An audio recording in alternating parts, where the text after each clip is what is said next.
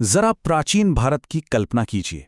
सुनहरी सुबह की किरणें, घने शांत जंगल, कलकल बहती नदियां और गहरे ध्यान में बैठे हुए संत। आज हम अपनी इस चर्चा में एक ऐसी अत्यंत प्राचीन और गहरी आध्यात्मिक परंपरा का अन्वेषण करने जा रहे हैं जो पूरी तरह से परम शांति, करुणा और आत्मा की मुक्ति पर टिकी है। जी हां, आज हम जैन धर्म के ऐतिहासिक और आध्यात्मिक सफर पर निकलने वाले हैं। ये पूरी यात्रा हमें सिखाती है कि जीवन को उच्चतम नैतिक आदर्शों के साथ कैसे जिया जा सकता है। अब देखिए, यहाँ जो बात सबसे दिलचस्प है वो ये है कि इस धर्म का नाम ही इसके पूरे मूल लक्ष्य को स्पष्ट कर देता है। जैन शब्द जिन से बना है, और जिन का मतलब कोई ऐसा राजा या योद्धा नहीं है जिसने बाहरी दुनिया जीत ली हो, बल्कि जिन वो है जिसने खुद पर विजय प्राप्त कर ली हो, अपने मन पर, अपने शब्दों पर और अपने कर्मों पर। जन्म और मृत्यु के इस अंतहीन चक्र से आत्मा को आजाद करने का यह सबसे पहला और सबसे बड़ा कदम है। तो चलिए सबसे पहले बात करते हैं भाग 1 की, सुधार का उदय, जो 6ठी शताब्दी ईसा पूर्व में हुआ। अगर हम इतिहास के पन्नों को पलटकर 6ठी शताब्दी ईसा पूर्व के समाज को देखें तो स्थिति काफी विरोधाभासी थी।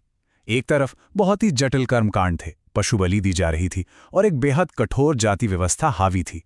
इन सब चीजों ने समाज में एक तरह की गहरी बेचैनी पैदा कर दी थी। आम लोग बस एक ऐसे रास्ते की तलाश में थे जो सरल हो, जहां सभी को समान माना जाए और जो एक दयालु जीवन की नींव रखे। और जैन धर्म ने ठीक यही किया। इसने समाज के सामने पूर्ण अहिंसा और समानता का एक बिल्कुल स्पष्ट और शांत विकल्प रखा। अब बढ़ते हैं भाग 2 की ओर।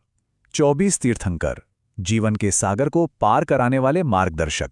जैन मान्यता के अनुसार ये ज्ञान किसी एक समय तक सीमित नहीं है। समय समय पर महान संत हुए जिन्हें तीर्थंकर कहा गया। इस वंशावली को देखना वाकई अद्भुत है। पहले तीर्थंकर ऋषभदेव ने मानवता को खेती, कला और व्यापार सिखाकर सभ्यता की शुरुआत की।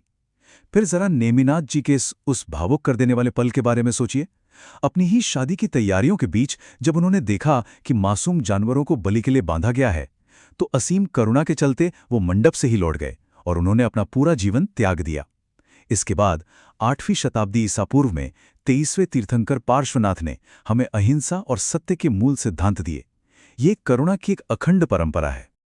और यहीं से शुरुआत होती है भाग 3 की, महावीर स्वामी, महान नायक और 24वें तीर्थंकर। अब समय है उस महान विभूति की कहानी का जिन्होंने इस परंपरा को एक व्यापक रूप दिया। 599 ईसा पूर्व में वैशाली के पास एक शाही परिवार में जन्मे वर्धमान, जो बाद में महावीर स्वामी कहलाए। सोचिए जरा, एक राजकुमार जिसके पास दुनिया की सारी सुख सुविधाएं हैं, लेकिन 30 साल की उम्र में वो रात के अंधेरे में अपना महल छोड़ देते हैं, शाही कपड़े उतार देते हैं और नंगे पैर घने जंगलों की ओर निकल पड़ते हैं। अगले 12 सालों तक उन्होंने भीषण मौसम के बीच पूर्ण मौन में कठोर तपस्या की। कहते हैं जंगली जानवर भी उनके पास शांति से बैठते थे। और इसी असीम तपस्या ने उन्हें 72 वर्ष की उम्र में पावापुरी में मोक्ष तक पहुंचाया। अब हम आते हैं भाग 4 पर, शांति की रूपरेखा और इसके मूल दर्शन पर। तो वो ब्लूप्रिंट आखिर है क्या जो महावीर स्वामी ने दुनिया को दिया? इसमें 5 महान व्रत शामिल हैं। सबसे ऊपर है अहिंसा।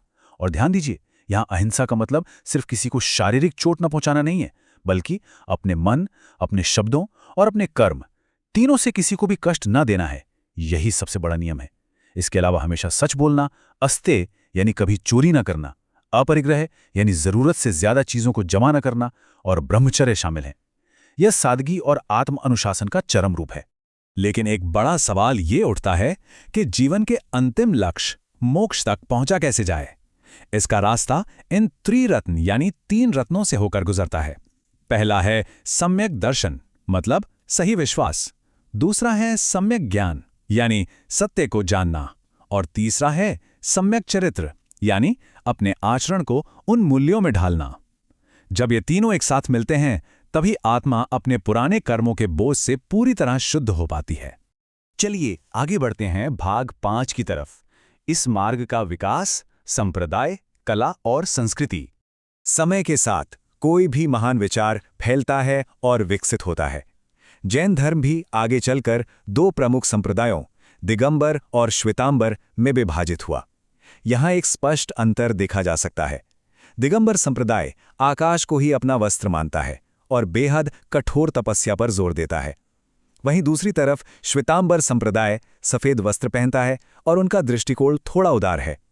पर जो बात हमें यहाँ समझनी चाहिए वो ये है कि नियम चाहे जो भी हों, दोनों संप्रदाय पूरी तरह से अहिंसा और करुणा की एक ही जड़ से जुड़े हुए हैं। और अगर हम इनके सांस्कृतिक प्रभाव की बात करें तो वो सच में विस्मयकारी है। जैन विद्वानों ने प्राकृत और अपभ्रंश जैसी भाषाओं में विशाल साहित्य रचकर भारत की भाषाई विरासत को बहुत समृद्ध किया। और वास्तुकला, अगर आपने कभी राजस्थान के दिलवाड़ा या रणकपुर के मंदिरों की वो बारीक संगमरमर की नक्काशी देखी हो या श्रवणबेलगोला में घुमतेश्वर की विशाल मूर्ति देखी हो, तो आप महसूस करेंगे कि ये महज पत्थर नहीं है, ये शांति और भक्ति की जीती जागती कृतियां हैं। और अब अंत में भाग 6, जैन धर्म आज, पर्यावरणवाद और शांति। हम अपने इस अन्वेषण का अंत एक बहुत ही शक्तिशाली प्रश्न के साथ कर रहे हैं। जरा सोचिए, हजारों साल पहले लिखे गए ये सिद्धांत आज भी कितने प्रासंगिक हैं। आज जब हमारी दुनिया ग्लोबल वार्मिंग, प्रदूषण और संसाधनों की कमी से जूझ रही है, तब जैन धर्म का अहिंसा का सिद्धांत, जो इंसानों से आगे बढ़कर हर पौधे, जानवर और सूक्ष्म जीव तक पहुंचता है, हमें एक बहुत बड़ी सीख देता है। और अपरिग्रह यानी जरूरत से ज्यादा चीजें जमा न करना, क्या ये आज की हमारी उपभोक्तावादी संस्कृति का सबसे सटीक समाधान नहीं है? यह सिर्फ एक ऐतिहासिक परंपरा नहीं है, बल्कि आज के पर्यावरण संकट से निपटने का एक जीवंत रास्ता है। शायद हमारे आधुनिक सवालों के जवाब इसी प्राचीन ज्ञान में ही छिपे हैं। सोचिएगा जरूर।